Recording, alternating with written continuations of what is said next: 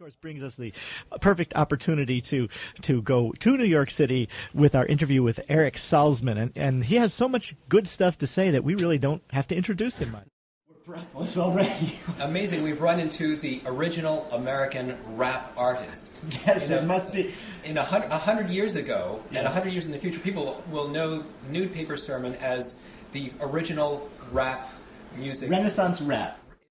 You made some wonderful statements off mic, and I want to hear them all over again, what you've been doing and why. We first encountered your work long ago when we bought the original Nonesuch album, the Nude Paper Sermon. We absolutely loved this thing. We said, what is going on with this? This marvelous voice actor, you know, and this Renaissance tropes in the background, and little sort of squiggles of electronic sound defacing everything, and it was marvelous. We had no clue, and fell in love with it.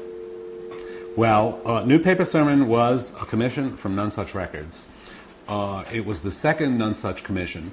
The first one was Silver Apples of the Moon of Mort Sabatnik, a piece which you may know. And it was, and I had the idea, I was very much involved at that point in doing multimedia and in the notion of multimedia as of combining music and visual and theater and action and all that sort of stuff, which was a sort of, before I was really into the notion of music theater in a narrow sense. So I thought to myself, how can you do a piece for a recording, a music piece, as a multimedia piece? Right. So the idea was to really to layer the piece and to use language, singing, early music. I mean, early music is electronic music, and it was from the beginning a kind of electronic music. Because how do we get to know, you know, early music? We got to know it through recordings. Our familiarity with early music, particularly in its first phases, came through loudspeakers, and most people's familiarity is through loudspeakers. So it is a kind of electronic music in a way. So I thought of the speaker as a window to the past, a window on the world. I had this whole philosophy about it. And so I was trying to make a dramatic piece where you would have a notion of the speaker as a window into the past, but then you scribble on it with electronics, because that's flat, and you know that's on the surface, and you know that's contemporary, and you know that's just not real. It's cyber music, to use the contemporary term. We didn't say that back then, but. And so I went up to the Columbia Electronic Music Studio, where I had worked a few times before, Columbia Princeton Studio, and I got a hold of the early synthesizers they had then, which were all the Moog stuff, where you could generate all this kind of stuff, and I put the graffiti across the, so I defaced but I allowed myself to deface the Renaissance music because it wasn't real Renaissance music either. It was all forgeries that I had made, and then the actor's part. And then this whole idea of layering. So this was the notion of the piece. Then afterwards I did it as a theater piece. And it worked quite well. For example, the chorus is mixed in with the audience and eventually gets onto the stage. And the actor really does take his clothes off at the end of the piece. And, you know, so thereby justifying the title. And who did the text? Well, there are two sets of text in that piece. Very strange. Because while I was working on the piece, John Ashbery sent me 3 poems which he called 3 madrigals, and since that fit right in with the theme of the piece, I used them for the sung portions of the piece, John Ashbery's 3 madrigals. But the actor's text was written by a young poet named Wade Stevenson, or Stephen Wade.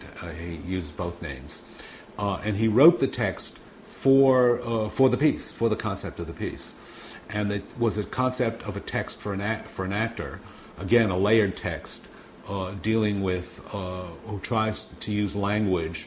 It's kind of a synthesis of all those characters that try to use language to deal with the issues and problems, and to use language to manipulate people.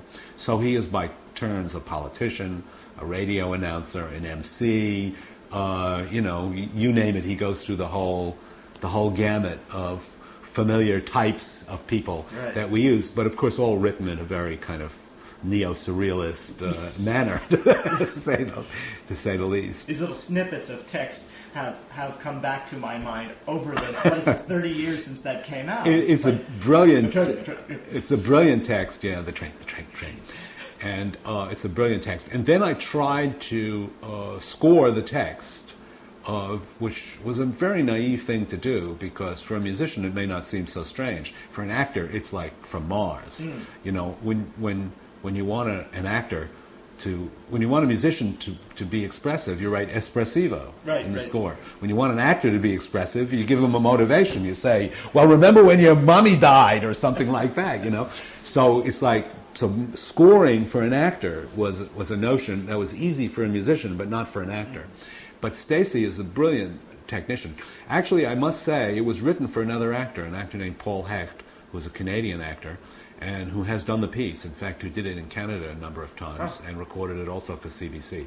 But when the actual Nonesuch recording came up, he wasn't available, and he said, I got this friend, he's good, you'll like him, he can do it too. And it was Stacy Keach, who was not that famous then, but subsequently, of course, became one of our great actors. And he had the virtuosity, the technique, to be able to make these transformations in very, very short periods of time. The only thing he couldn't do was hold a tune. And the very last tune at the end, the survival song, which he sings at the very end, with the one place where the actor has to sing, and it's a very important moment, I had to snip it together note by note. Right. But it gives a very strange, surrealistic effect to the singing at the end. So I don't think it came out badly. I wouldn't have realized that was snippeted, actually. Yeah. Well, it seems like it, but it has this detached, odd quality that, which I think is partly Stacy and partly the editing. But anyway, so worked out. This is a marvelous work, and it's long, and we can't hear it all, but we're going to hear the middle and that wonderful survival song from the Nude Paper Sermon by our guest Eric Salzman.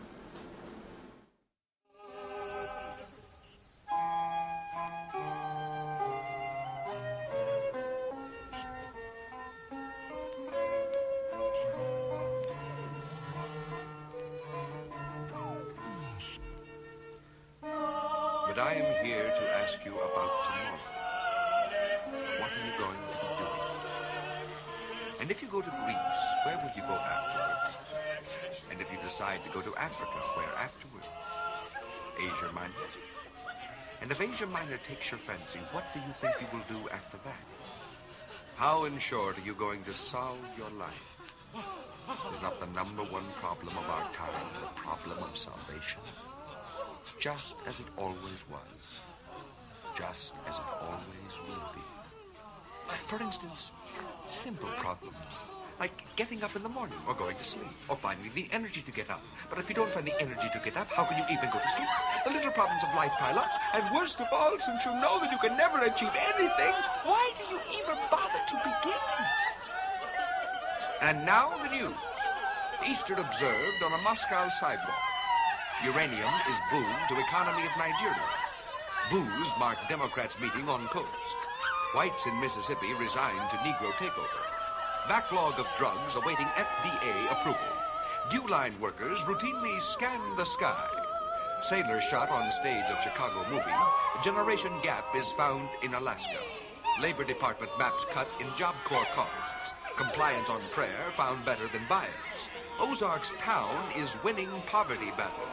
Red ink mars blue skies as tax deadline nears. Antioch dormitory, a segregation issue. Kellogg re-elected chairman of Port Authority. Pete Seeger sings about the Hudson. How press agents influence Oscar nominations. Martha Graham's troupe develops alternate casts.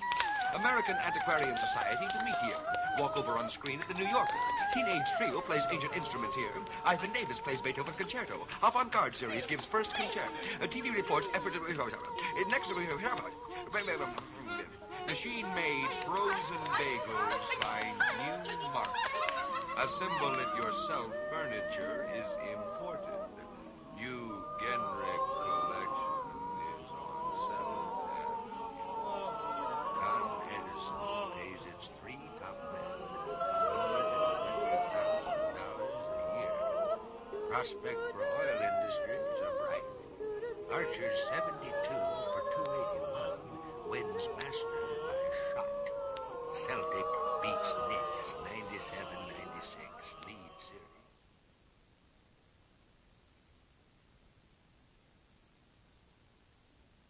The train stops. My despair begins more profound. Strange how This affair has always been connected with Sahl, who ruled it and has been the king. The train is halted.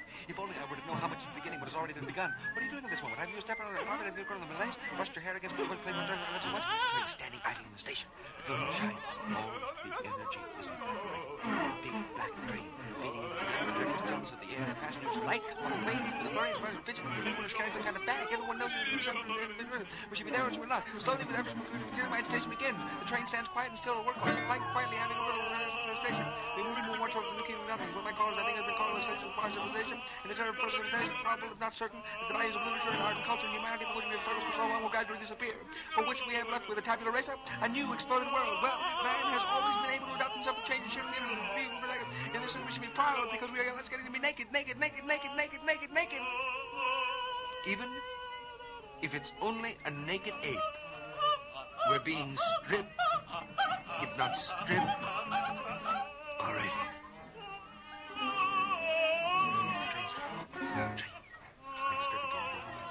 Strange how the spirit has always been connected to Sahl, you ruled it and has been the king. The train was halted. If only able to know what is beginning, what has already been begun. What are you doing in this moment? You have stepped out of the apartment. If you've gone on the line, bursting at your hair, so much the thing that I love so much. The train is standing idle in the station. The train shine. All the energies evaporating from the big black train. Flame, the dirty bags of the passengers light. Upon the key to the flurry and a blur of pigeons. Everyone is carrying some kind of bag. Everyone seems to have a separate individual mission. We should be there, we should be not. Slowly, yet with ever-quickening intensity, my agitation begins. The train stands quiet and still as a workhouse, its flanks gently heaving upon the rails of the large soil station. We are moving more and more toward our King of what my callers, I think, has been called an era of post-civilization. In this era of post-civilization, it is probable, if not certain, that the values of literature and art and culture and humanity for which we have struggled for so long will gradually disappear. What will we be left with? A tabula rasa, a new exploded world. Well, man has always been able to adapt himself to change, shift his emphasis of view and perspective. In this sense, we should be proud, because we'll be at last get rid naked. We're being stripped, if not stripped already, of every support we have. No. Yes. No. Yes. No. Yes. No. Yes. No. Yes. No. Yes. No. No. Yes. Yes. No. No. Yes. No. Yes. No. Yes. No. Yes. No. Yes. No. Yes. No. Yes. No. No. Yes. No. No. Yes. Yes. No. Yes. No. No. Yes. No. Okay.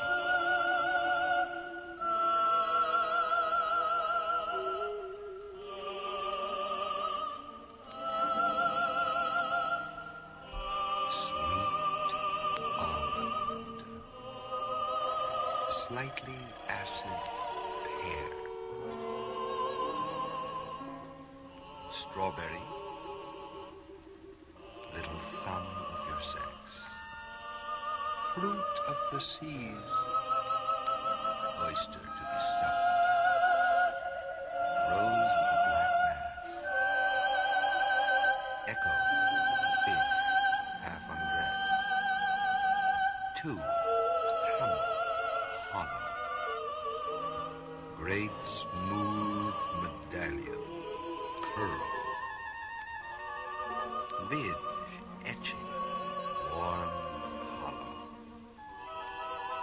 Blonde mollusk. Delicate flesh. Mythology aglitter with phosphorus thalassa, where we make pilgrimages like Xenophon. Warm abyss. Velvet gloves turned inside out. Lively pulp. Salmon. Anemone. Pink shell. Brown algae. Tufted pond upon which a man can float. Jewel, necklace, clock. Candelabra, amulet, symbol, ornament, convoluted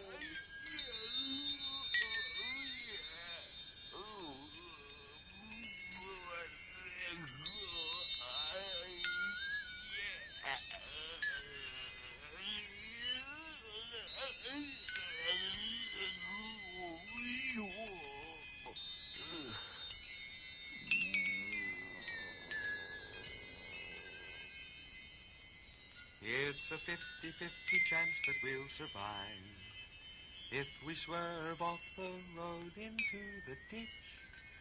But don't laugh hysterically, I'm falling into your lap. The factory that produced this car must have been weary and slow, must have been weary and slow. There is a light on the road.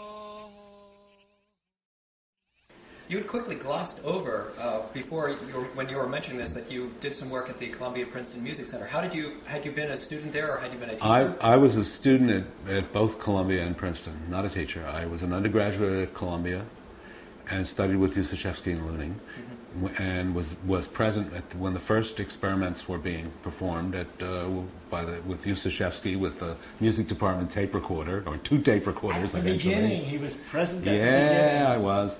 And then I went to Princeton and I studied with Roger Sessions, but also Milton Babbitt, who at that time was also beginning to work with the first, actually it was the Mark II, so it was really the second synthesizer that had been built by Bell Labs in Princeton, and which is, I believe, still sitting somewhere in that building on 125th Street at Columbia. Now just a historic relic. It filled a whole room, the equipment for that Mark II synthesizer, and so yes, I had connections on both ends. But even though I studied with Babbitt, I was not particularly a serial composer. I did very little of that. And I wasn't even particularly an electronic music composer. But I became interested in both as adjuncts to sort of my developing, originally we called it multimedia, theatrical idea. I come from a theatrical family, at any rate on my mother's side. And I spent a whole lot of my life being very avant-garde and running away from it.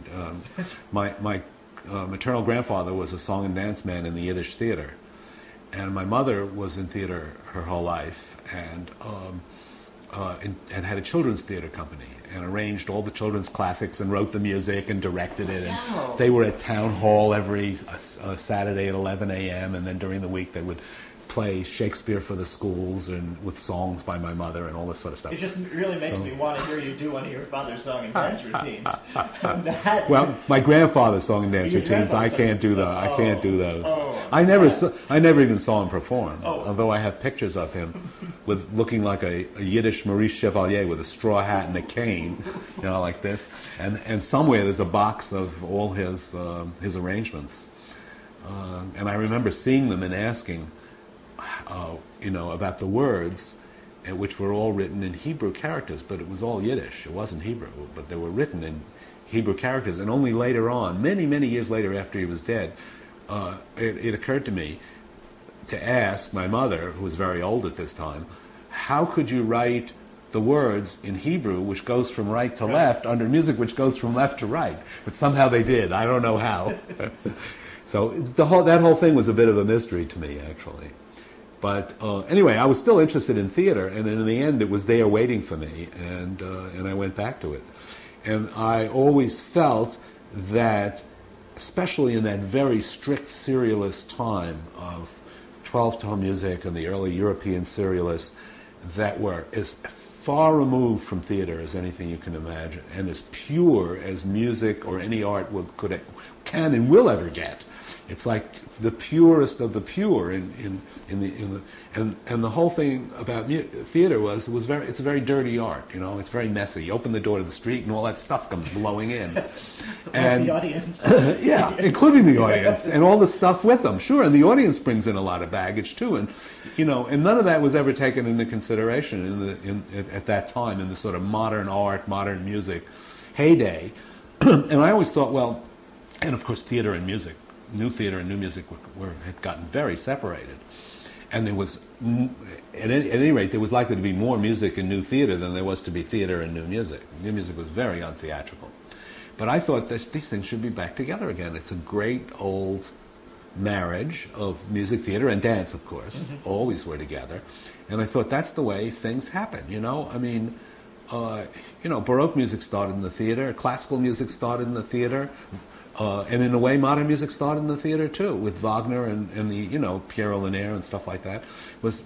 And yet we were cutting off this tremendous source of new inspiration and development, and so I was interested in it for a long time, and it really became my life work, you know, it really became, and I organized a company. I had a company for 10 years. Grew out of Nude Paper Sermon, largely. Really? Yes, the countertenor, Billy Zukov, who's with Western Wind, and is now, right. He was in one of the performers in Nude Paper Sermon, and some of the others too, in the chorus, some of the chorus people.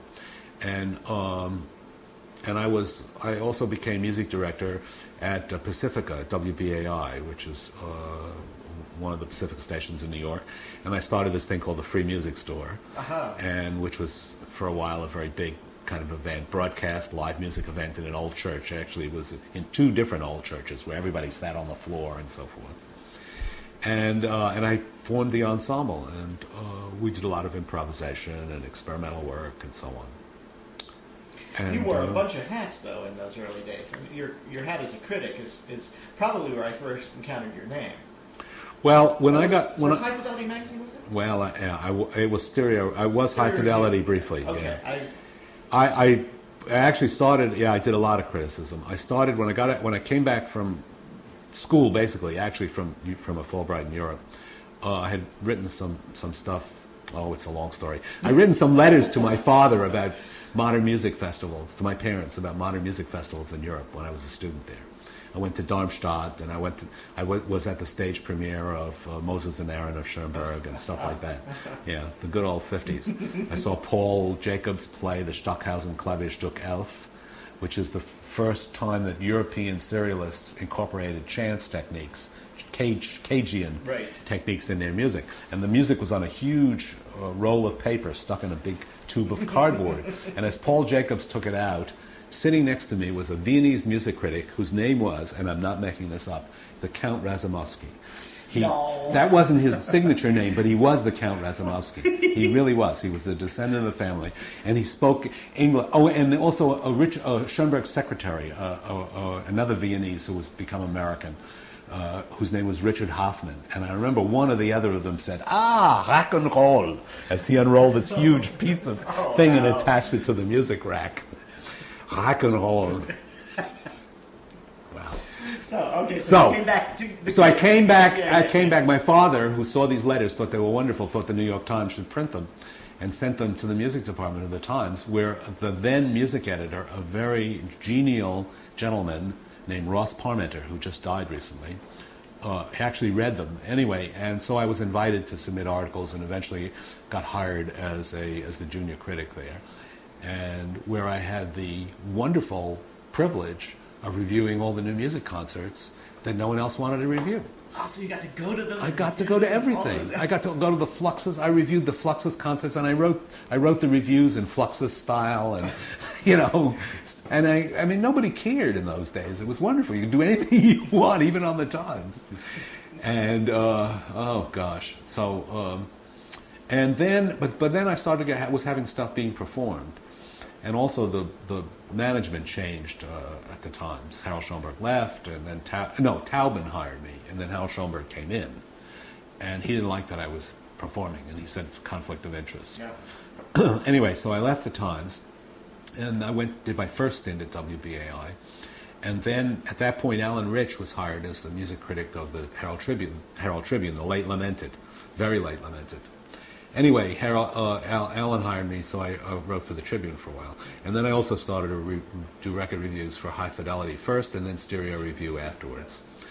But then the Trib folded, and basically I stopped doing daily criticism. But the music critic thing was a bit of an albatross around my neck for a long time, especially having been on the Times. And because everywhere I went, I was always referred to as a music critic for the New York Times. That's the most important thing in our profession that you can have in this country. And finally, one day, I just got so sick and tired of it, I made up a little card, and I sent it out to everyone on my list. And it said, Eric Salzman wishes to announce that he is no longer a former music critic of the New York Times. It seemed to work. It seemed to work. People kind of forgot it after a while, actually. Well, so we brought it up again. Yeah, well, it's okay. It's all right. I'm over it. I'm writing for the Times again now. You're over it? But mostly for the theater page. I've now written 2 major articles for the Arts and Leisure for the theater page on the 2 Hunchbacks of Notre Dame musicals that are brewing abroad in France and Germany. Actually, one of them is a Disney project. And the other one was on the New Op in Montreal, where I did a workshop of a piece of mine, which is a yearly gathering of people interested in new music theater and contemporary opera, so on. So before we leave that sort of era, was Nude Paper Sermon a success as a recording? Well, it's hard, it's hard for me to judge. It certainly got around, and it certainly helped us to get live performances, and it sold something. I was just curious. It was in print until the changeover to CD, and it only went, which may seem like a long time ago, but relatively speaking, it was in print for a much longer period until they finally cut out LPs at Nonesuch, which probably was in the 90s, mid-90s, I think, when they cut out. At any rate, the present administration did not transfer it. So it's not in print at the present time. And one of the problems is that I would like to go back to, I'm trying to go back to Nonesuch because there are other labels that would put it out, and I would like to get it back in print. But right now the problem is to get Nonesuch or Elektra or whatever, Time Warner or whatever, to either reissue it, which would be fine with me, or to lease it out to another company so it could be available. It's not fair, Right, it's a terrific piece. Thank you. Yeah. And let's take a quick break from that and listen to, he does on and on and on. Carry it on, carry it so forward. Much, it's so rich of history. Yes. So let's listen to, he was talking about his music theater ensemble, the Quog Ensemble, and we have from an LP issued in, what was this, Finnadar. Yeah, right. Finnadar recordings, and this is a CD4 channel discrete. Let's just cut in on the middle of a piece called Helix. This is for the Quog Music Theater Ensemble, which includes Imogen Howl and Bill Zukoff, as he said, the countertenor, and Dan Cavanaugh, Tony Eicher, and Josh Bauman on guitar. This is a part of Helix by Eric Salzman.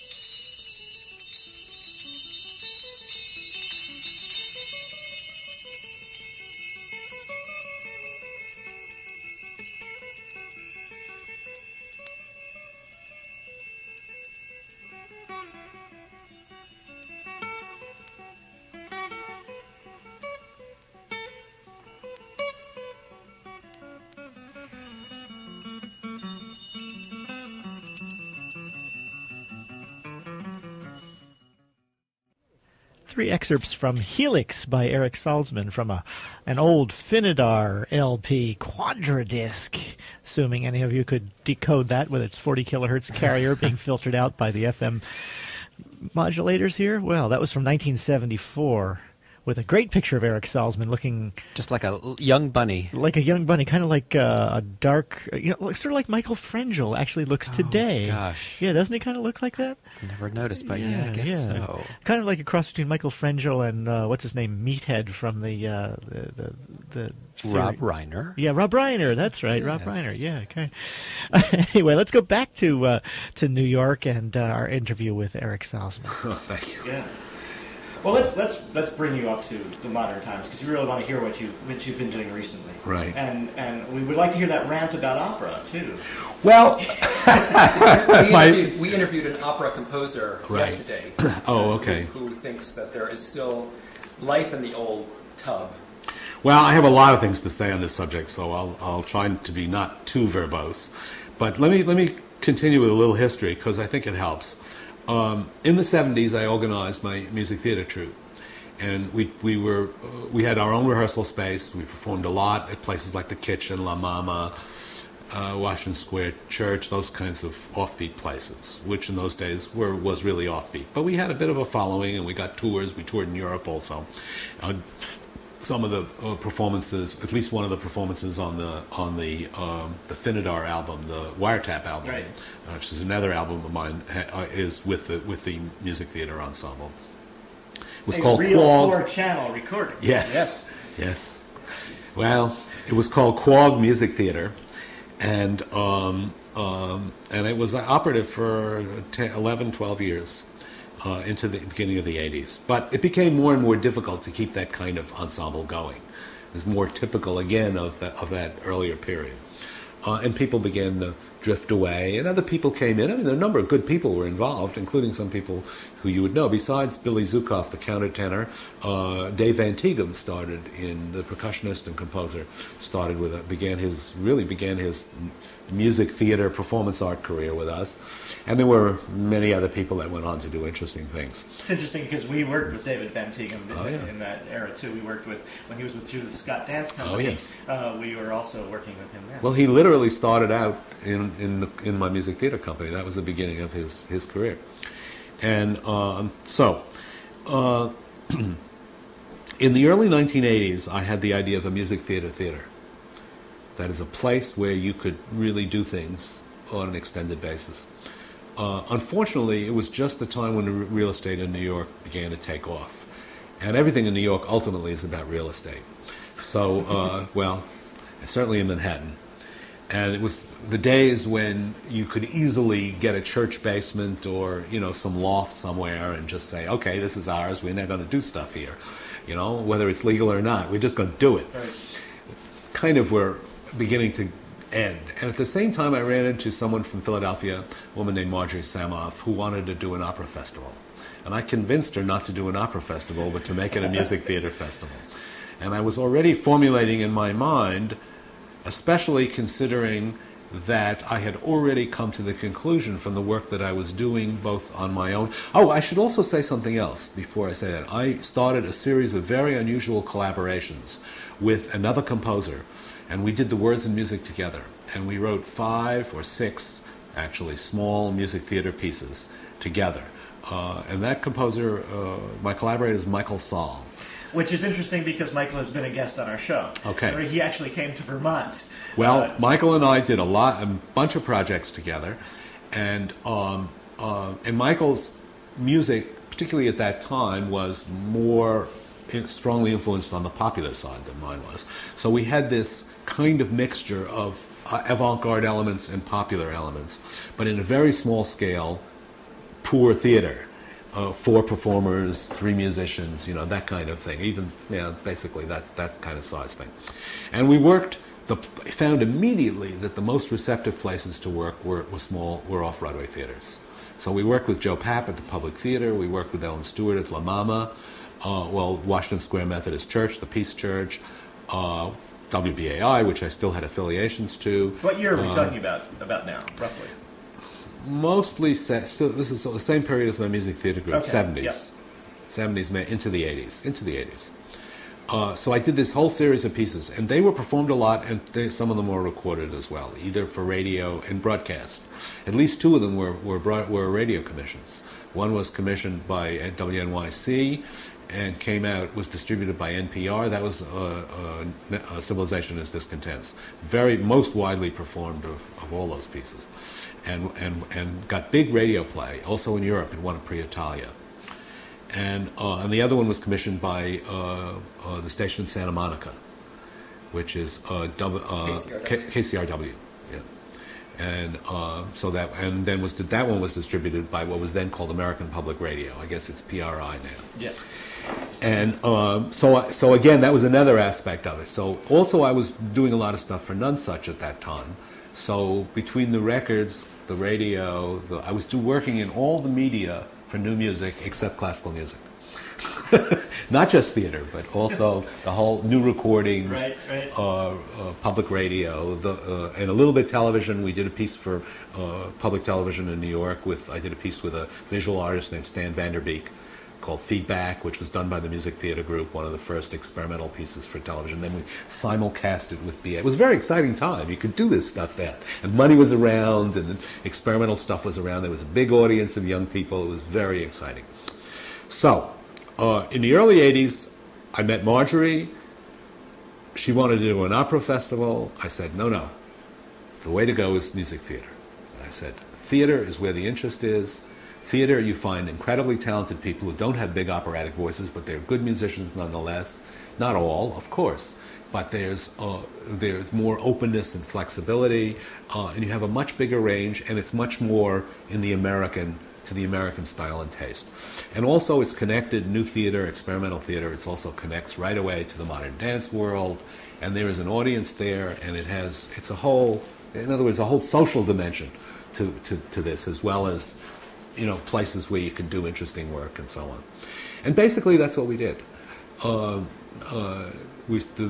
Marjorie was a very good fundraiser. I met her in 81 or 82, and our first season was 84. She raised the money, mostly in Philadelphia, but increasingly from nationally. We started to put on a whole series of festivals, incorporating new music theater, 90% of which was new. Occasionally we revived interesting older pieces. And it did range from the very experimental, the center of it was new work, some of it quite experimental. But at the edges were, one side we touched on the traditions of the American musical and its more ambitious side, and the other side more opera. Do you have something in mind that you did? That was Well, for one thing, one of our big supporters from the beginning was Stephen Sondheim, and we gave awards to young talent in the name of Stephen Sondheim. And a lot of those people that were young composers who coming up. The first award went to Michael John LaChiusa, who has two pieces now being produced this year. Maria Christine, which is running at Lincoln Center, and The Wild Party, which is being produced by the Public Theater. So he's become quite a prominent, in the post-Sondheim generation, become very prominent. Another is Adam Gettle, who did, in other words, there's a whole school of young composers who are doing offbeat musical theater, which is really connected to the experimental work, but also on the other side connected to the popular form. That's quite a serious, there's almost a whole school, a whole group of young composers like this. Adam Gettle is Richard Rodgers' grandson. Uh-huh. But he works with Tina Landau as one of the most talented directors of her generation, and they did this piece on the guy who was Floyd Collins. Floyd Collins was famous in the 20s, was trapped in a cave by a collapse in a cave, and became the subject of the first major media circus in America. And Billy Wilder made a film about it called Ace in the Hole. Right. Okay. And they made a wonderful musical of it, which has gotten quite a lot of attention, which I commissioned for the festival. And anyway, that's the sort of thing we were doing. Well, I also did Strike Up the Band, the first revival in 50 years, which I restored as a delicious Marx Brothers style anti-war fantasy, and also did Kurt Weill Love Life, which hadn't been done in many years, which is also a really interesting work in the American musical tradition. again, so these were a couple of the things that we brought back from the past, and then the new. On the other side, we were co-commissioner of Meredith Monk Atlas. We were co-commissioner of 1,000 Airplanes on the Roof with Philip Glass and David Henry Wong and Jerome Serlin, all important artists in new music and new music theater.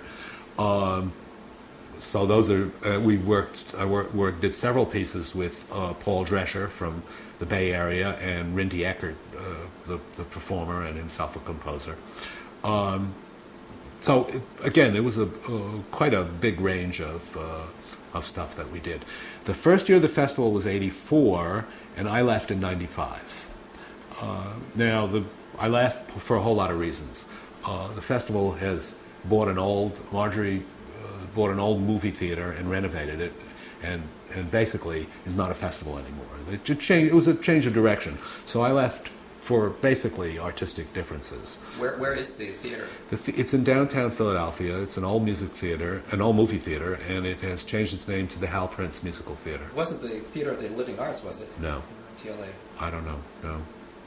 No. They just was an old derelict movie theater, which they renovated. So, and they now just do a season. So it's changed quite a bit. But for 10, 12 years, it was an important force in new music theater and contemporary opera too. We did a couple of things that were certainly more on the opera side. And I had a very interesting experience. One of the pieces we did was a collaboration between Philip Glass and Allen Ginsberg called Hydrogen Jukebox, and based on his early poem. We played snippets of that on the show. We never played the whole thing, but right. It's been heard numerous times, bits and pieces. Great. Well, that was a commission for the festival. And we, with Jerry Serlin, the same visual artist who worked with Paul Drescher and so on. And we'll pick that one up again next week. And here now, from Hydrogen Jukebox, we'll hear the seventh song from the Howl Part 2. This is a release on Nonesuch, with Nonesuch Elektra, of music by Philip Glass and directed and performed, libretto by Allen Ginsberg. Here's song number 7 from Howl.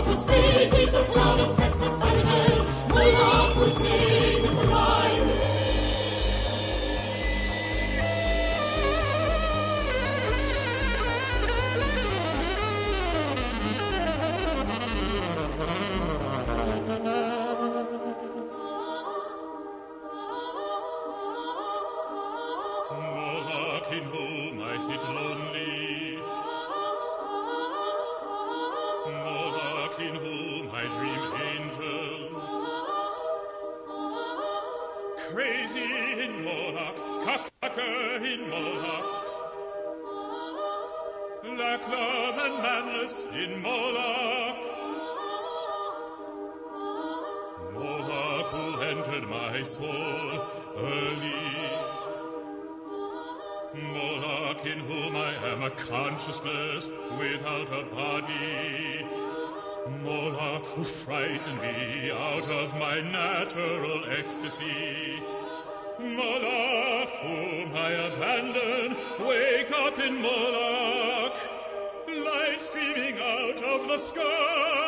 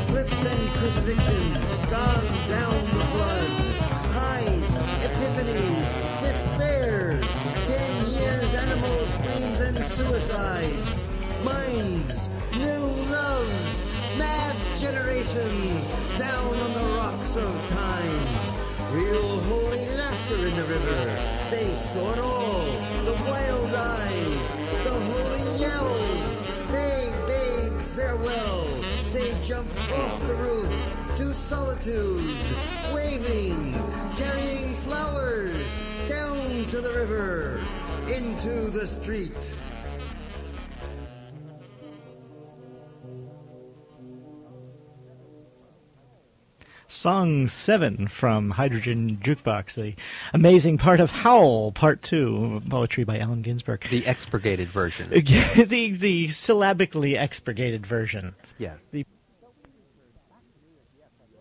Shall we return to Back to New York? Yes, New York? I don't recall where we stopped with Eric. We were talking about a variety of... He was talking. Yes, actually, that's true. We didn't have to really get in any words edgewise because he had so many wonderful anecdotes to tell. Yeah, and he was telling us about a variety of people that he worked with, and I think we should hear one of those people. A little bit of, before we hear the actual interview with Eric Salzman, we'll hear a little bit of music by Michael Sahl. Yes, this collaboration is, who knows? This isn't the collaboration, this is just Michael Sahl, himself. all by himself, yes, okay. All exposed.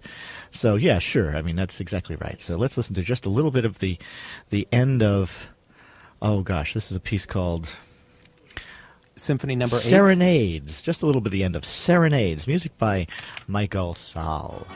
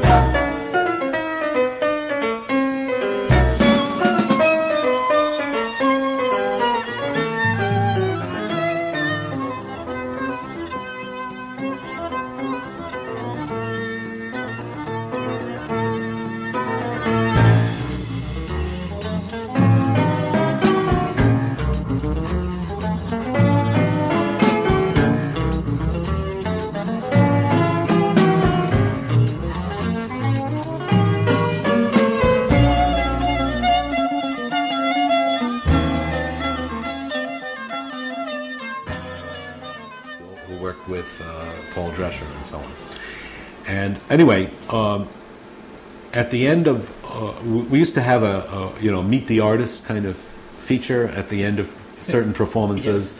Yes. Something I always hated, and I always had to do it, and I never liked doing it, but I have to say the audience loved it. The public really loved it. So it was really honestly a good thing to do. So, and I mostly used to have to run them. And this one was crowded, as you can imagine, with Philip Glass. Actually, I think Alan wasn't there, but the performers were there. And the audience was asking a lot of questions, and they kept on referring to the piece as an opera. Now, Hydrogen Jukebox, by any stretch of the imagination, is as non-operatic in form, structure, anything you want. It doesn't have a story. The visuals were all done by it was directed by a choreographer with these projections by Jerry Serlin. It has no element of anything that I would consider to be part of an opera or the operatic tradition.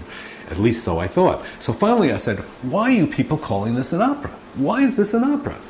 And somebody somebody from the back of the audience said, aren't those opera singers?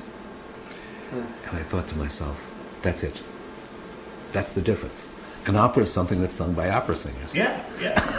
I would have that same kind of reaction, even as a composer and everything. It's like there's a certain kind of voice that sings a musical, a certain kind of voice and presentation that does an opera. Well, of course, I love to mix all the voices, get the biggest mixture I can get. Oh, sure. That's my thing. So I would use opera singers, but never exclusively, never dominated. Although I must say, the workshop of the piece that I'm doing for Montreal, which is about the great French silent film director Abel Gance. Really? Cool. Yeah, when he was in New York. It's based on his diaries of his visit to New York at the invitation of D.W. Griffith. Anyway, we did a workshop of it, and they were local singers that were hired. I didn't audition those singers, and since it was a workshop, a work in progress, they just hired or used their local singers. And they were all basically trained singers. So it was the first time in a long time that I had a piece of mine performed. They did a very good job, but they were opera singers, and the piece emerged as a lot more operatic than other things that I've done. And I got that comment from a few people, and I said, well, I guess that's the issue, that's the difference. But I philosophically speaking, I think there's a lot of ways to sing, and I think that the issue of the singing and the human voice is the biggest issue in this whole opera music theater thing. And I think that, there are other issues, obviously, but I think that and then that immediately takes you to the use of amplification and microphones, which is, of course, a question we asked. The bête noire of the opera singer. Exactly. We asked that question yesterday of the opera composer, and his answer was, no, never, I don't do that. Right. Well, let me put it this way. Let's put it this way. The whole development of musical culture in this country and in the world is based on loudspeakers and amplification. Now, And, yes. Yeah. Yes. And that's been true for 50 years, Right. not 5 minutes ago. Right. And the center of musical culture has shifted from live performance to the speaker. So to take that attitude is to put your head in the sand. The reason for the technique of opera singing that we know today, the reason it developed was economics. It was to fill large houses, mostly originally in France, in Paris, because in order to make the big spectacles of 19th century opera economically viable without support of aristocratic or kings and princes, the only way they could do it was to build big houses and put on spectacular attractions that would pull the audiences, and the singers to develop a technique that would allow them to be heard in those houses and above those giant orchestras also, by the way, acoustically. And so in a certain sense, opera singing is a kind of glorified shouting. I mean, and that's not, I say that not to be funny or to make fun of opera singing, because I think it's true. And it's why Rossini said, the hell with it, I'm not going to write any more operas, because I can't stand this type of singing. And in truth, if you write Rossini's kind of music, that singers of that generation and that kind of formation couldn't sing it, because they don't have the flexibility. You can't make that big sound and fill those big houses and then do Rossini, fioritura. It's not possible. Now, the truth is, even opera singing is changing today. There are singers now singing at the Met who 10, 20 years ago wouldn't have been allowed to walk in the door. You have had countertenors at the Met, God Lord save us. So orchestras are smaller, more reduced, even at the Met. They use smaller ensembles, and also they play quieter, if only as a kind of indirect deference to the early music movement, which is the rediscovery of Baroque opera has been at least as important in changing the attitudes about singing as modern music has. But also modern music has. What the microphone does for you is it allows you to be intimate. Yes. It is not possible to be intimate or to use intimate singing styles in large spaces in performance without microphones. It's not. You can do a stage whisper, or the operatic equivalent of a stage whisper. And there's a lot of things that great opera performers can do, I'm sure. But there's a whole artistic dimensions of vocal performance that are not open to opera singers. And I say that categorically. I believe it's true. Rossini believed it was true, and I believe it's true. And I have a lot of experience with this. Now, what happens is, of course, opera singers, in defense, are developing more subtlety than they used to have. And they are. Today, opera singers have more range expressively, artistically, than they used to, partly in defense, or partly because they're learning from different styles of singing. But today, everybody's heard blues singing. Everybody's heard world music. Everybody's heard Stravinsky singing, or Mozart singing, or whatever you want to call it. So you have an incredible range of vocal possibilities. Furthermore, we have all these non-conventional singing techniques, some of which are used by other cultures, some of which are just invented. Extended voice. Right. And all that provides fantastic, of course, when I did Nude Paper Sermon, you could get such things out of an actor more easily than you could have out of a singer.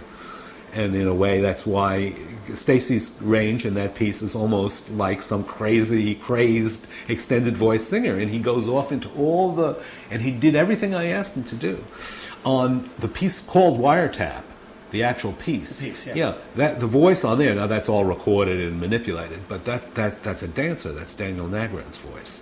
It's not a singer's voice. Oh, that's interesting. Okay. Because I would never have been able to get a singer, certainly not then, to do the things that he does. And again, he was working from a score. I actually scored that piece, so it's not just random stuff. It's scored to be that way. But it was very difficult to get singers to extend, and their vocal teachers would tell them not to go near it. They say, you ruin your voice forever. That's right, exactly. We've heard that before. Yep.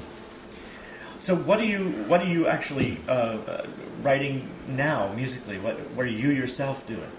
Well, before I talk about my most contemporary project, okay, which is Abelgans, I just want to talk a little bit about the Dutch Schultz, which I mentioned before. Yeah.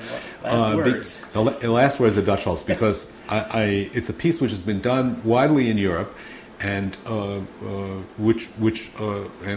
I have recordings from that. We can play some excerpts from it, perhaps. But it's never been done in North America, and well, it's not that old.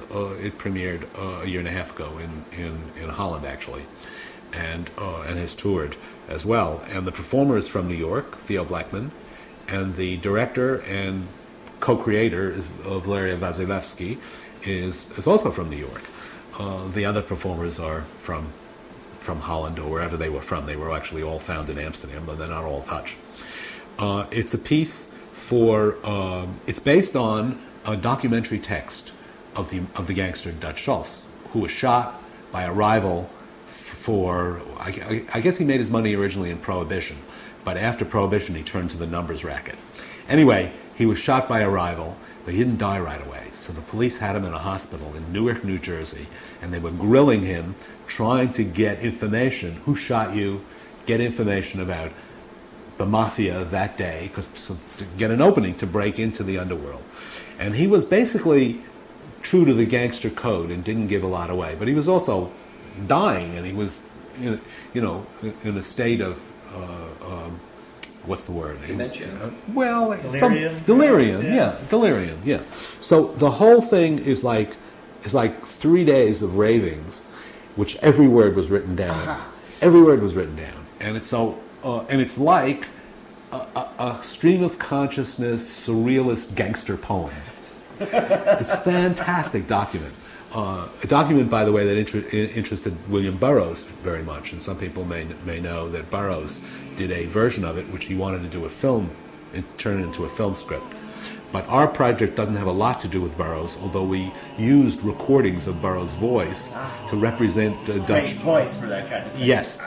I mean, it was like a channeling of Dutch Schultz.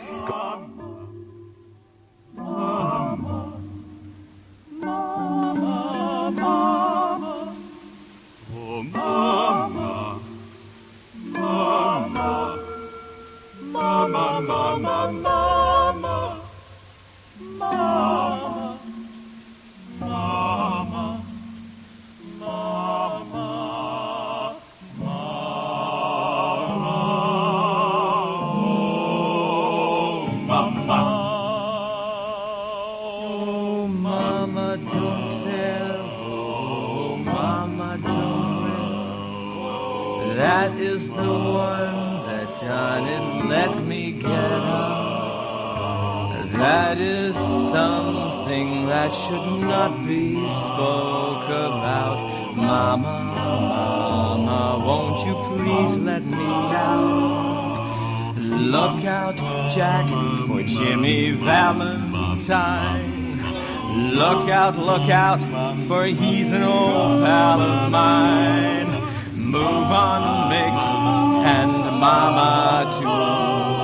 I can't do another thing, I am through. I am dying, I am all through. Can't do a thing without that G note from you. Come on, Jack, the reaction's so strong. I don't know because my memory is gone. No, knock to her because she didn't know. Look out, Jim, G, let her go. Move on, Mick, and Mama too. I can't do another thing, I am through.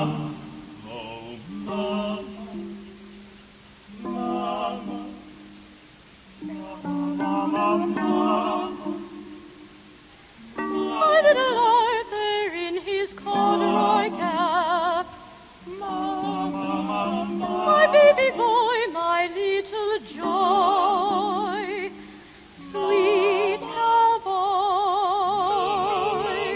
hungry pup,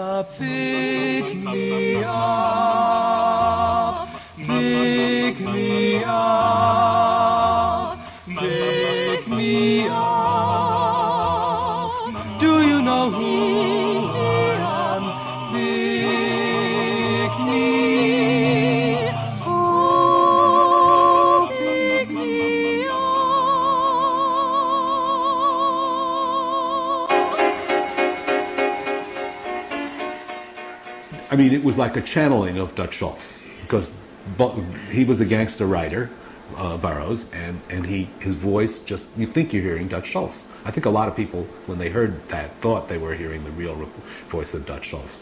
So we did use that during the piece. But basically, Theo plays Dutch Schultz, and the piece is divided up into a series of scenes. One of them he does on roller skates, which is kind of neat. Actually, the real Dutch Schultz loved to ice skate, so it's really, it represents ice skating, but in fact he roller skates, and he sings, and he gets out of breath, and it's all part of the piece, you know. Dutch's Mob is a barbershop quartet. It's a male quartet based on a kind of deconstructed idea of a barbershop. And there's one female part. A woman plays his mother and also his girlfriend. And there's some visuals and film visuals and so on. The orchestra is, it consists of mistuned violin, wildly scordatura violin. We could say fiddle if you want, because it's more like fiddle music than violin music. But it's, yeah, Stefan Grappelli inspired in a way, but mistuned. Tuba, electronic keyboards, and two percussionists, one of whom plays what's called a Foley table, which is actually, where that name comes from I don't know, but it's a table of acoustic sound effects. Sound effects, yes. So you have machine guns, right, car squeals, crashes, glass breaking. You can imagine all the sounds that go with a piece like this, and they put them right into the score, so they become water dripping, and a lot of images, sound images, yep, are used as part of the score, along with a more traditional, drums and percussion score. So that's the structure of the piece, and so that's a big item. Set up as music theater, totally denying concept that it might be operatic in nature. Oh yeah. It's not in Theo's voice. You never confuse Theo with an opera singer. No way, okay. No way. Actually, the backup singers were all opera singers in Europe, because they all came from I auditioned many in Holland. I auditioned many musical theater singers, some of whom had actually studied in New York, because the American musical exists in or Dutch versions of it exist. They're kind of getting into the idea of a Euro musical or something like that, and you get performers from Scandinavia or Holland or Germany who are studying that, and they do put things on. But I never really found anybody that was that good. So we ended up using younger singers, mostly from the Opera Centrum in Amsterdam. But they were young, and one or two of them were actually American. In fact, two of them at least were actually American. And so they were willing to do something beyond their normal opera singing. And so it was workable, and it worked out quite well, actually. How long did this run? Well, they don't have the performance period. I think was 3 or 4 weeks. They don't have extended open-ended runs like we do in musical theater. Where was it done there, by the way? Well, it was done in Amsterdam, and then it was done the other towns that it was done in: Haarlem, Groningen, the Philipstown, Eindhoven, Breda. Yeah. So it really did get a kind of a good tour. Oh, right? Yeah, it had a nice tour. Great. It had a nice tour. Do you remember the name of the theater in Amsterdam? Stadschouwburg. It's on the light supply. Yeah, it's the right. major it's old theater, right. And it was years ago. It's a great place. It was the opera theater of for many years. It was the main opera of theater of Amsterdam. Then they built a modern one, and so it's a fantastic old theater. It's a great theater. And let's see what else.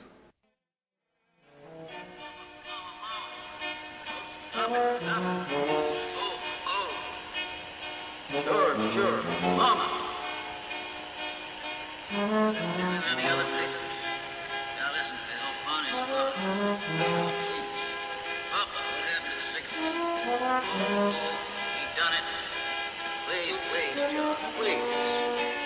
Oh, did you buy the hotel? You promised to pay. Sure. Get out. I wish I knew. Please make it quick, fast, and furious. Please, fast and furious. Please help me get out. I'm getting my wind back.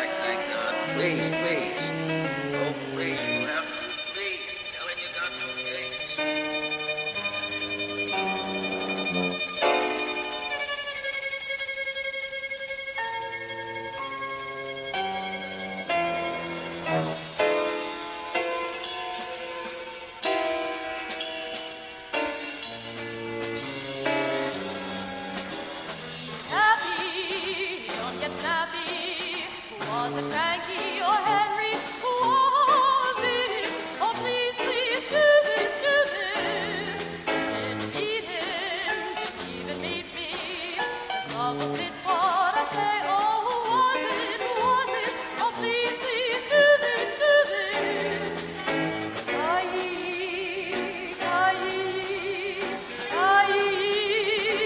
Reserved decision.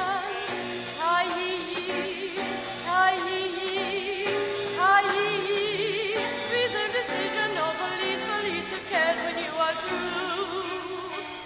How do you do this? Sure, who cares when you are through? When he's happy, you don't get nabby.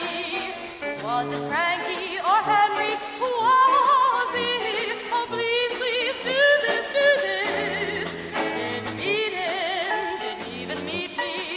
The love of it, what I say. Oh, who was it? Who was it? Oh, please, please, do this, do this, do this.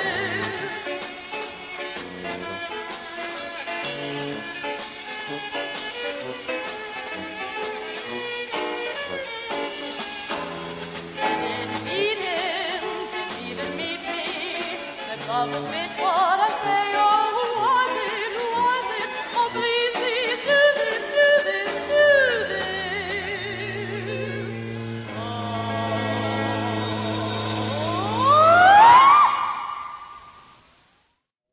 And let's see what else. So now, let's bring us up to date. Okay. Then I also did last year. I also did a commission for one of the national theaters in France.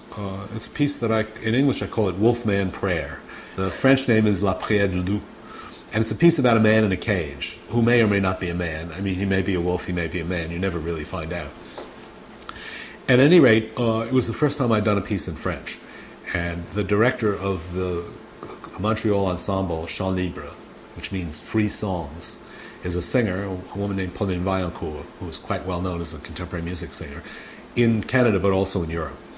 And she heard it, and she commissioned me to. She had this script, a proposal from a Montreal writer named François Godin, and that was the piece about Abel Gance, the French pioneer of silent film, who did the famous piece Napoleon, which many people, at least in New York, know, because there was a week of showings at Radio City Music Hall, which was sponsored by Francis Ford Coppola, and the music was composed and directed for symphony orchestra by his father, Carmine Coppola, if I'm not mistaken.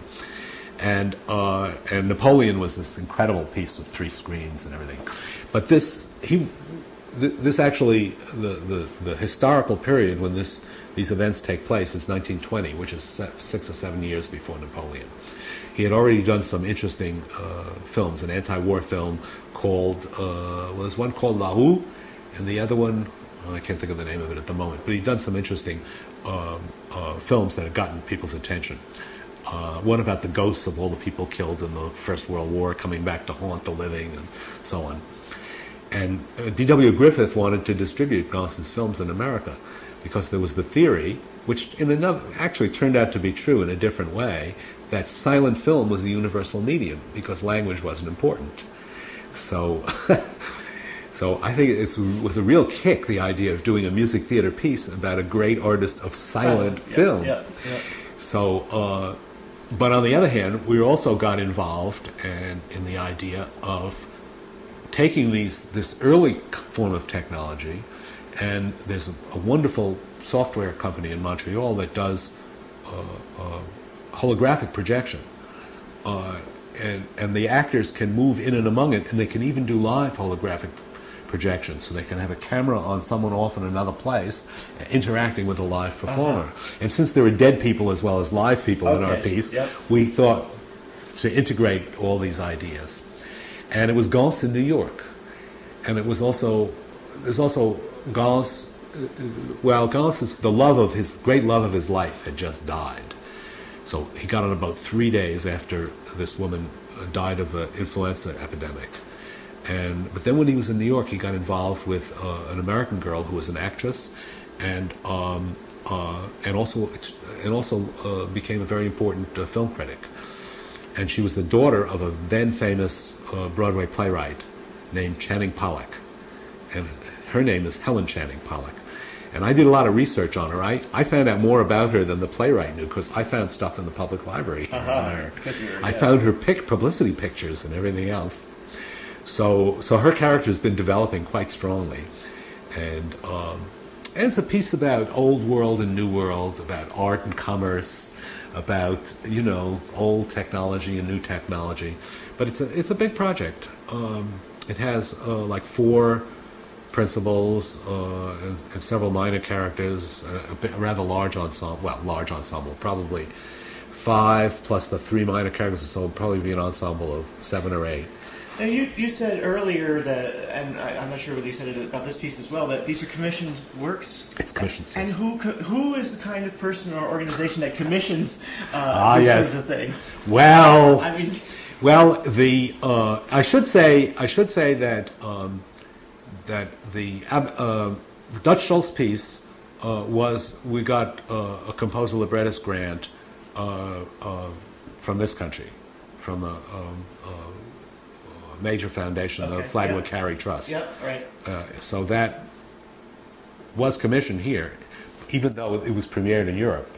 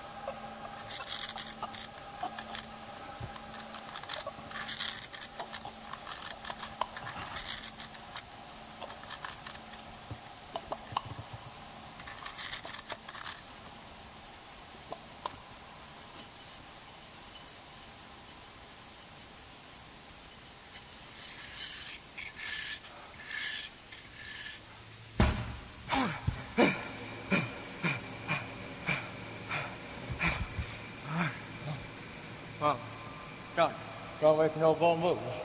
Go. Take you by the hotel. You promised me $1 million. Get up. Get up.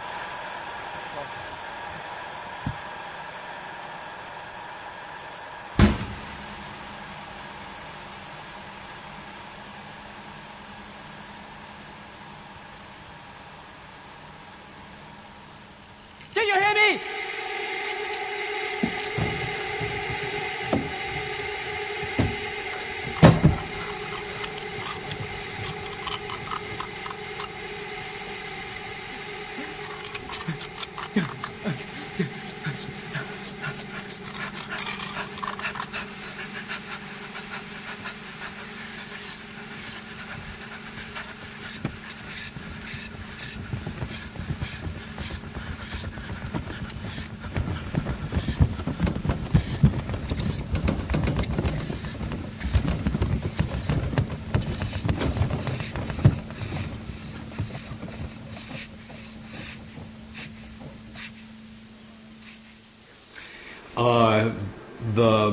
The French piece was commissioned by one of the national theaters of France. So National Theater is subsidized theater. So it was commissioned by the French government. Is it unusual for the French government to commission a composer who isn't French?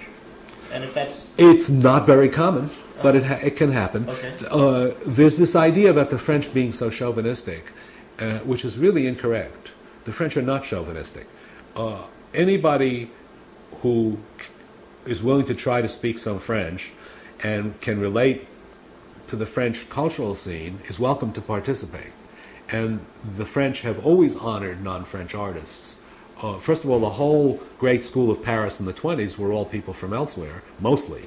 Obviously, Picasso was not French. Many of the artists, Miro was not French. Many of the great, that's true of composers and others as well. And it was true then and it's true now. France is one of the great centers of world music, for example, now. So it's not true that the French are so narrow-minded as people think. It is insular in the sense of the French language being a very important part of French culture.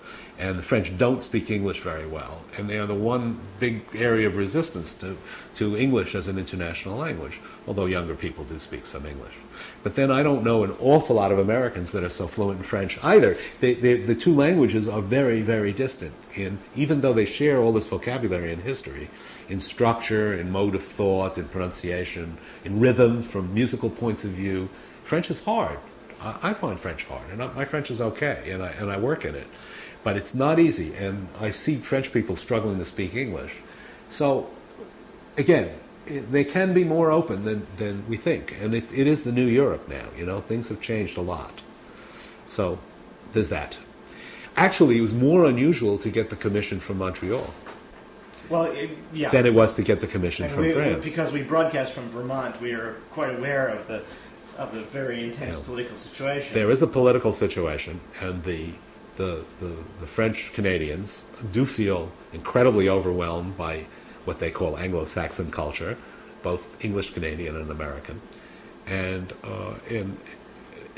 although Chant Libre has worked with non-French Canadian, had worked with English Canadian composers or others, it had always been people from Montreal or from Quebec before. So that was really a great thing to get that commission, and it was really very nice. When does it get? Well, the tentative premiere date is November 11th, 2001. Okay. And the reason for that date is not only because it's the day of the First World War armistice, which had a big meaning for Gans. Right. It's also November 11th is the day he died. Uh-huh. So it's a mystical number in the life of Abel Gans. So that's why we did the workshop, Work in Progress, on November 11th.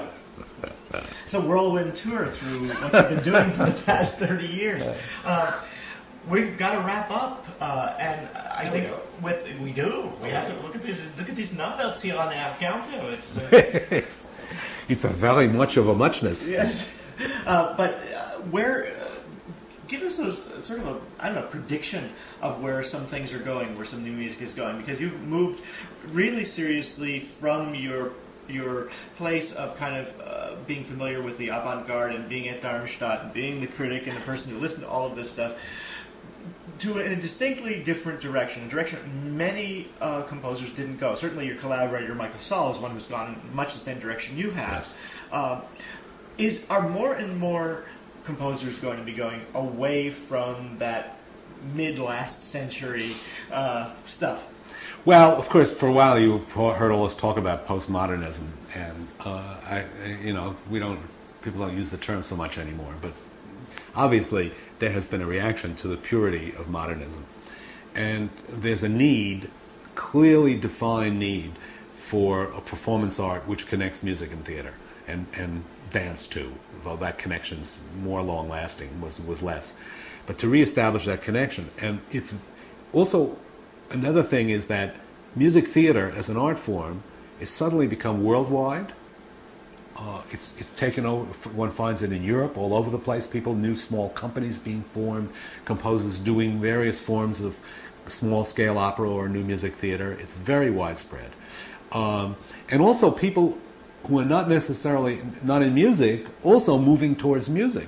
Writers, for example, becoming interested in writing librettos. You couldn't get a serious writer to write a libretto for a long time, and that's changed a lot. My daughter, who's a poet, lives in London, is now working in an English National Opera workshop on a libretto program. It's a whole. I just use that as a personal example, but it's quite common to find that the interest in music theater and developing not just from composers, but from all sides. And you do have a lot of composers who are looking, who feel whatever, that theater opens new worlds for them. Then maybe they're thinking more conventionally of opera, more traditionally, or maybe looking towards other, newer forms of music theater. But whatever, it's a big issue right now. It's a big issue, and it's a worldwide issue, and it's an issue that cuts across the arts. So, the biggest problem in the States is that there is a funding problem. Is that music theater is not cheap. Modern dance, you get two naked bodies and John Cage to play a prepared piano, and you got a performance. But you can't do music theater that way. It needs a little bit more. It's more expensive, even if in its smaller forms. And our funding and critical and institutional categories are all formed in a different way. Who do you get to come review it? Which section of the National Endowment or of the foundation do you apply to? I mean, the endless, completely ridiculous problems that from any sensible point of view we shouldn't have to deal with, but they're there. They're the reality of the way that such funding as we have, and that's in a time of great prosperity and richness, it's all been cut back. So these are the reasons why, at least in the States, music theater is where a lot of this started, is having problems. So you have a situation a lot parallel to the history of jazz and to some extent modern dance, where an art form which had a great flowering and still is having a great flowering in the States is having more attention and more support abroad than it is in its own country. And that's what I see. But philosophically and artistically, I really do believe music theater is one of the art forms of the moment, one of the art forms for the new century. Fantastic. We're really absolutely delighted to be able to hear not only the sort of history, but where you think things are going. Well, Personally, we're really interested. Both of us have written things like cabarets. Right. We've played with that. We've both written our sort of Darmstadt influence. Right. Stuff. Right. We've both written right. That. So you've gone the whole route. We've done these things, and now it's time to focus on cats. Hey, we should write something called that. Rats. I have one started. Rats.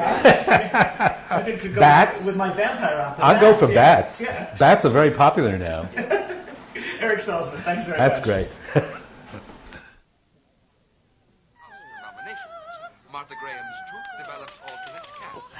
And so, having wrapped up our interview with Eric Salzman, I wish we had his new piece available. It's not yet available to us to broadcast. Cats is not available? It's the other one. Oh, it's the other. Dogs? The one about the Abelgance. Oh, him. Yeah, so we'll probably get a copy of that when it's commercially available. Certainly. No pre-release yet. So in the next little while then, let's turn back to the first piece of Eric Salzman, the way we opened the show last week, and listen to the conclusion of part one of the Nude Paper Sermon. Closure. I've heard of that. Oh, you would. Archer 72 for 281 wins Master by a shot. Celtic beats Knicks 97-96. Lead series 3-1. James Brown on the dangerous Mid-East drift. Richard Reeve sees Mayoral Aiden bossing. Cards top bets with fun as Gibson bolts Randy.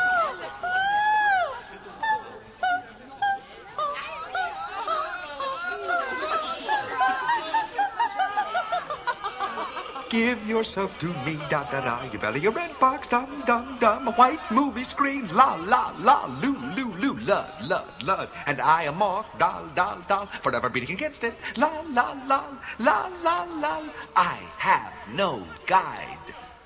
Love.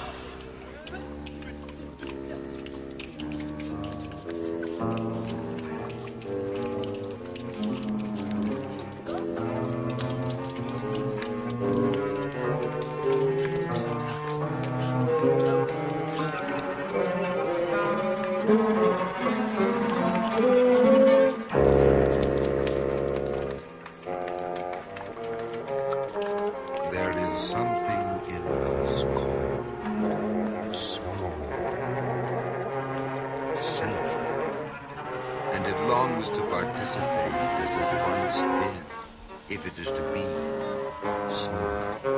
For not only does our soul want to participate, as it always has in the life of our times, in this technological age, but it wants to be a spectator of what it does as well, of its proper acts. But clearly that's impossible. Impossible, I say. It's impossible. It's absolutely impossible.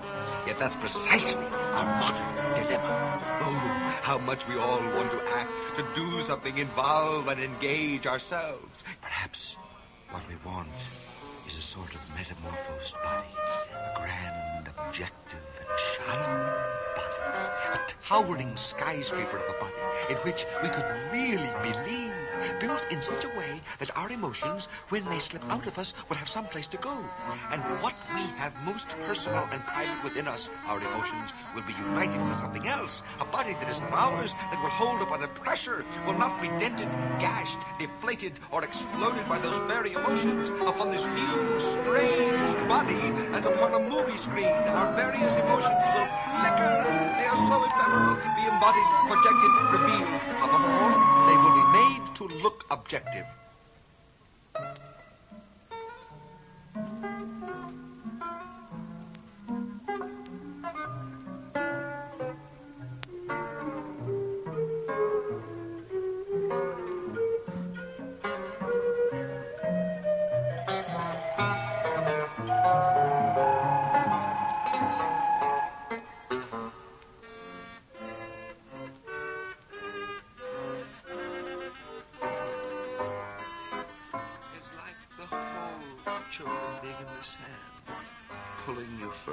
And further ahead. Then he made an effort to be simple and calm. You just can't start acting as if you've never existed, never had a life, a burden, a childhood. You, of all people, if you have any claim to fame, it's because of the exact number of concrete and painful events you've endured. And that has given you an identity, a face that people can recognize too. You're not as haphazard or as accidental as you think. It's your way to be light, to be free, to be fanciful. But you've also got to face the realities, the recognitions, the little endless tests of life. She nodded slowly and sadly. I knew it was not what I was saying, but the sheer weight of the words that depressed her. It was always like that.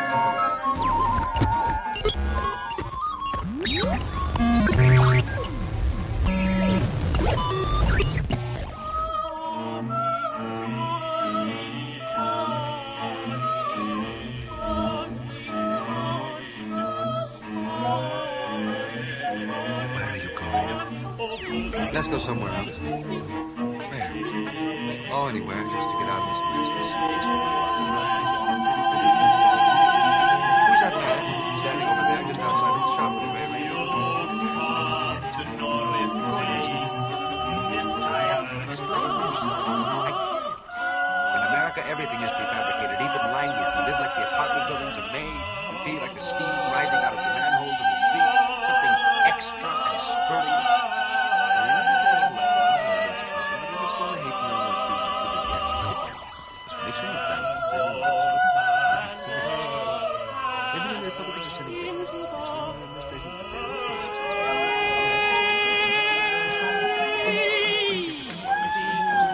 Because it could not be otherwise. Because the portion from the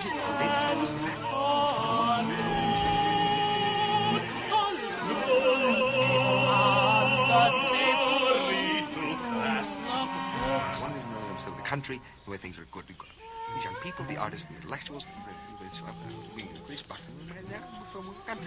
Recently, let's fit you up a band together. 2 years ago, there's our gallery. Look how tender she twists her head sideways and glances at her shoulder. No caps over the eyes. And told me how one like was sitting close to a barn. And I being 68 above.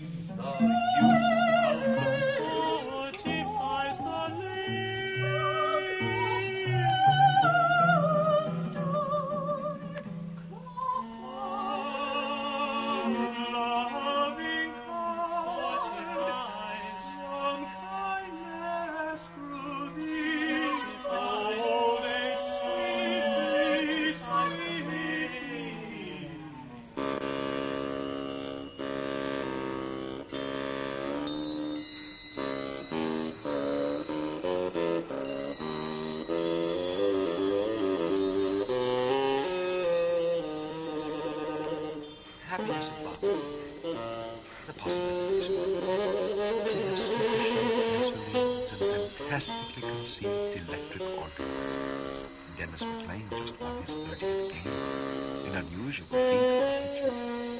He also plays. So the happiness is there, the potential for it. Each day projects us into the future more than the preceding. Yet all we have learned, science will deny us the moment it brings such a phenomenon advance its own existence. Never before, either, have we had such an accumulation of information at our disposal. Yet our knowledge is a part of our science. Rarely is it directed toward our feelings or emotional attitudes. Yet certainly the old structures of feeling and thinking and relating ourselves to the world have broken down. The eye is finished, washed down with rain. The only thing that has an eye left is the universe, which perpetually eyes itself. Big things do not exist anymore. The world having been fractured, fragmented, quartered, and checked so many times that a whole of it can no longer be made. The eye-ness of our life is over. And of everything that doesn't serve us, that is still a burden to us, including certain forms of love, we will make a holy cause to adhere, if for anything, to be united, to be understood, literally, to find our salvation, if possible, by language, because the world is language, it is sound, and it does not become world for us until made into word. The problem is the split between the intellectuals and the revolutionaries. If the earth could be labored to our satisfaction, a house made out of a grave, then some solution to the trouble might be found. As it is, historical periods roll by only for us to discard them. There are threads, ribbons, epics of light, yet no matter how hard you pursue inquisition into the nature of matter, satisfaction still is absent. We are responsible for our fate, for ourselves, for everything that happens to us. No one is responsible for our lives but ourselves. So let's not get wedged into small valleys. Forget rules of conduct, and let us follow our desires as long as they will lead us. What we want is a percussion of universal soul, a grand reverberation. Be a bluebird, be a jewel. A politician speaks. I shall lead this nation forward as it has never been led forward before, to newer and greater glories and domination. The domination of this country's military power shall be enlarged until entire nations shall have to bow down and grovel at your feet. America is going to assimilate the world. Like a black bird, it will swoop down and devour the dogs. We will make ourselves strong with Cheerios. We'll watch out in order to know what we're doing. We'll do this for the sake of the poor, simple people. If mountains drip, we'll cluster them up. If crocodiles brawl, we'll shoot them. We'll make water splash and fill the air with the buzzing of helicopters.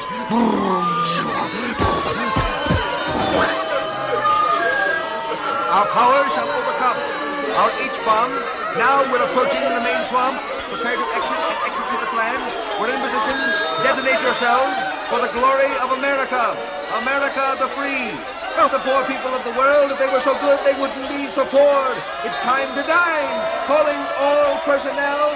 Retract the rockets of your sex. And let's go. Onward, America. Stay viva.